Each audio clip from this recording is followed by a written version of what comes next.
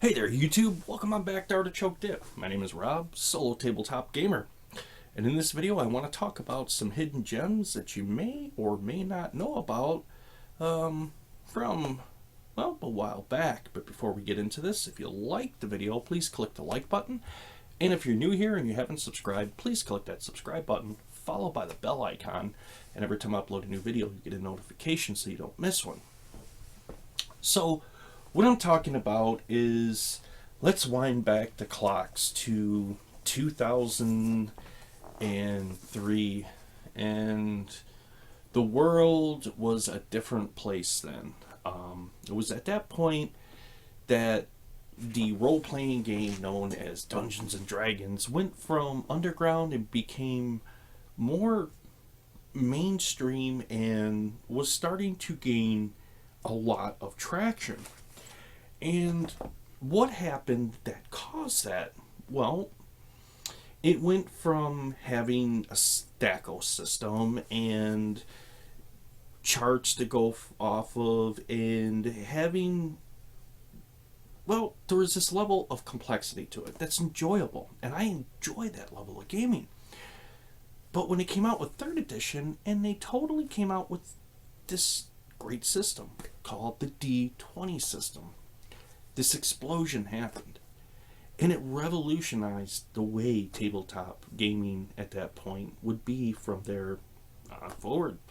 I mean, we're living in a golden age of RPGs right now. There are more RPGs out there written in the D20 system than ever before, and more new stuff comes out every day utilizing the D20 system. It is a wonderful, great system.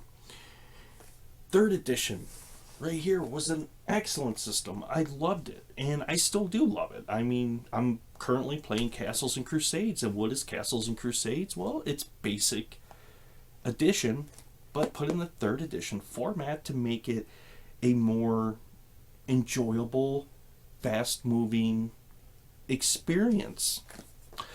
But something else came out then, and something that, well, I was moving books around and I ran across this, and it's been so long since I seen this, and man, I had a lot of fun with this module I'm going to talk about. It's a hidden gem, and I'm going to explain why I like it so much, and if you get a chance and you run across it, well, you might want to look at it, adding it to your library, because you'll probably have a lot of fun with it too. So, while 3rd edition was out and it was dominating the markets, and there was so much stuff coming out, I mean, huge brand names such as this, I mean, you had Dragonlance, you had Forgotten Realms, you had Ravenloft, all the greats that came in previous editions dominating the market and just exploding, and on top of that, all the original content that they were coming out with it. There was so much at that time that it was hard to keep track of what was coming out, when it was coming out, and, well, it was at that point there was another system that was released for 3rd edition. That was an alternative to 3rd edition, completely compatible with 3rd edition, but it offered a lot of complexities, if you will, more so of challenges with encounters. Encounters were far more, how do I put this?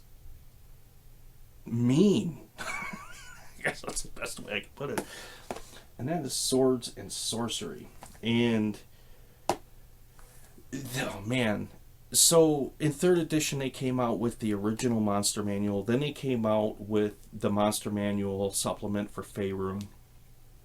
And then moving on from there, these books were released, but I think for a lot of people they were overlooked, and it could have been a marketing thing. I'm not 100% certain. I mean, I don't know why. All I do know is that it seemed like these came out and then they didn't move as quickly as what the D&D 3rd edition did. But don't let that scare you off, and you can find these now at pretty reasonable prices, because it's one of those things that, well, it wasn't as popular as 3rd edition. But what it does offer you, this book right here, if you're currently playing 3rd edition and you're kind of bored with the monster manual and what you have, this volume right here is going to give you 200 new monsters. And they're mean. I mean, they are mean. And there are things of just straight up nightmare out of this book that at that point can be implemented into any, well, D20 system you are currently playing, whether it's modern horror, sci-fi, sword and sorcery, so on and so forth. It's based on D&D, but the encounters and the way that they present them, it does give you a lot of room there to be able to utilize them in various different settings. But aside of having more monster manuals and the relics and rituals, which I love that book. That book I actually wore the spine out on, and it offered so many cool spells and different things for your sorcerers and your magic users. It was great. I loved it. And it's still one of my favorite books to use that they made. But they came out with something that was only a few pages, but it gave me hours upon hours of entertainment and gaming and world creation and so much that when I ran across this, it put a smile on my face. And that book is, if you run across this, it's well worth having for your library. That is The Scarred Lands Galspad Gazetteer. Now, it's not that thick. As a matter of fact, there's really not a whole lot to this book. But don't let that fool you.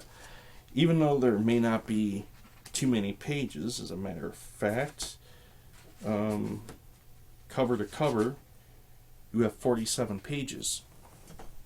But what this does offer is a vast world that was created by the War of the Titans, and still to the day from the Sea of Blood, or the Blood Sea, Blood Sea, I call it Sea of Blood, and the effect that it has on the land and the creatures and everything that comes into contact with it, and the cults that worship the Titans and still worship the Titans, and the corruption that runs rampant within the kingdoms.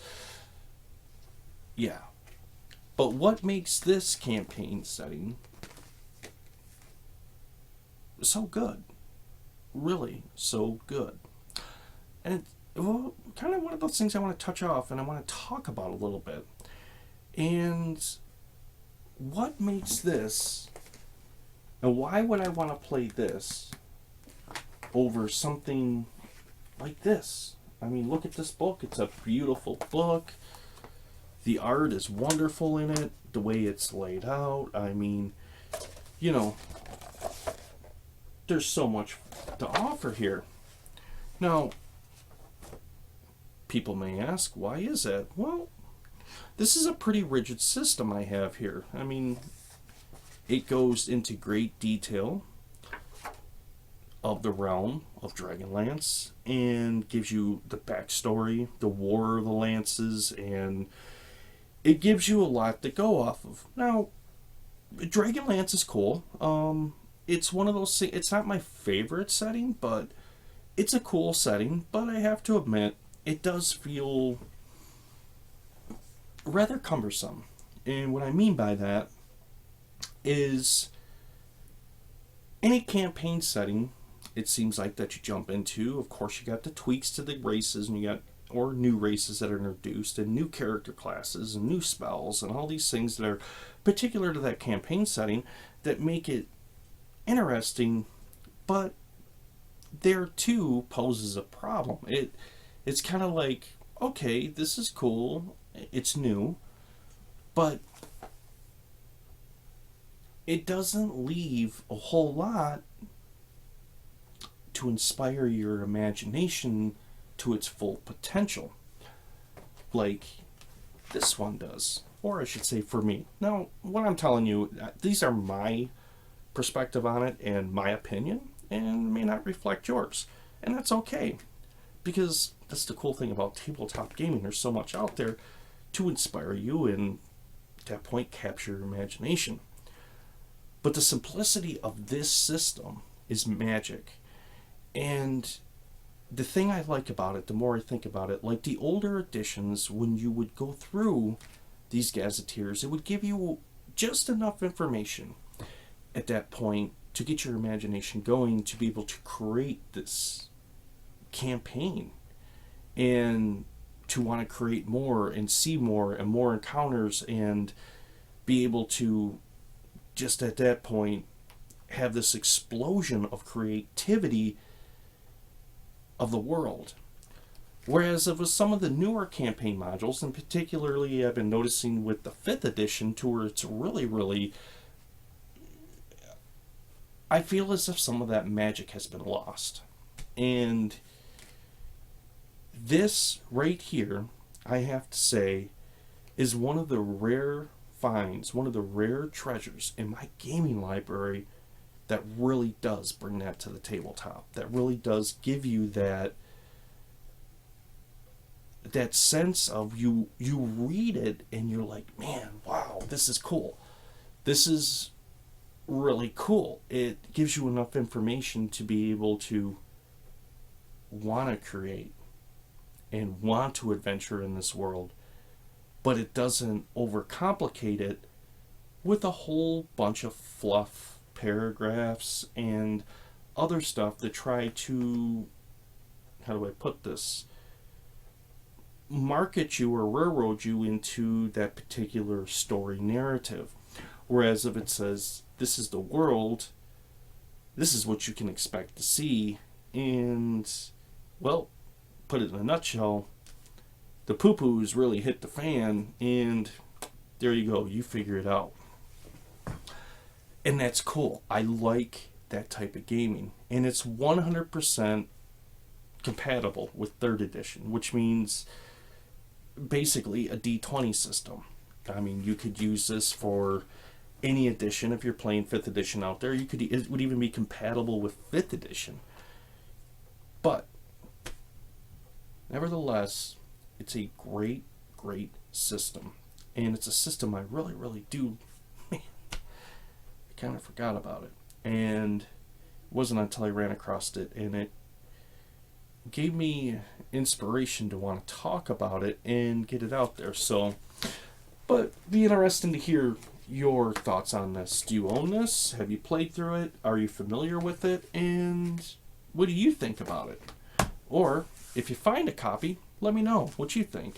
Me personally, this is one that, well, I forgot I even had, because it's been in my library since the early 2000s, and here we are in 2021, so yeah, it's been there for a while, but it's one well worth getting back into. And who knows, maybe in the future I will do a video series inside the Scarred Lands.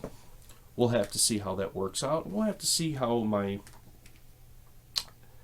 current campaign is going. Oh, and not to forget, so this Friday I am releasing my first video of my playthrough session with my Ravenloft campaign using my Castles and Crusades system. So if you're interested, you got that to look forward to Friday, and well, maybe well worth checking out. So those are my thoughts, not yours, my friends. And at this point, this is Artichokedip signing off. Game on, my friends.